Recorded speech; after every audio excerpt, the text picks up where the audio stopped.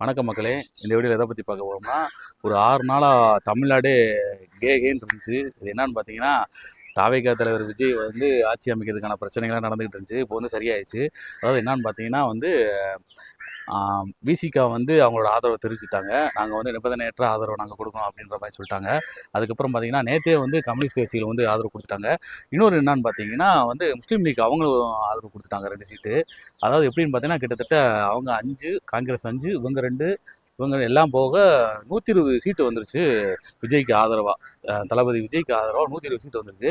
இப்போ வந்து பார்த்தீங்கன்னா, இன்னொரு பிரச்சனை என்னன்னு பார்த்தீங்கன்னா, அவர் இங்கேருந்து கிளம்பும்போது ஆளுநர் சந்திக்க சொன்னார். அப்போ செல்லும்போது பார்த்தீங்கன்னா என்ன ஆச்சு பார்த்தீங்கன்னா, அவர் வந்து இது கொடுக்கல. அதனால என்ன பண்ணுறாங்க, திருப்பி இப்போ யூட்டர்ன் அடிச்சு வந்துட்டு இருக்காங்க. ஆனால் என்ன இருந்தாலும் தளபதி விஜய் வந்து முதலமைச்சர் ஆகப்படுறது உறுதியாகிட்டது. அதுக்காக தேதி வந்து பின்னாடி அறிவிப்பாங்க. அது என்னைக்குன்னு தெரியல. என்னைக்கா இருந்தாலும், அதாவது திங்கட்கிழமை அல்லது செவ்வாய்க்கிழமை அப்படின்றப்ப வந்து தளபதி விஜய் வந்து முதலமைச்சர் ஆவான்றது இதுலேருந்து தெரிய வருது மக்களே.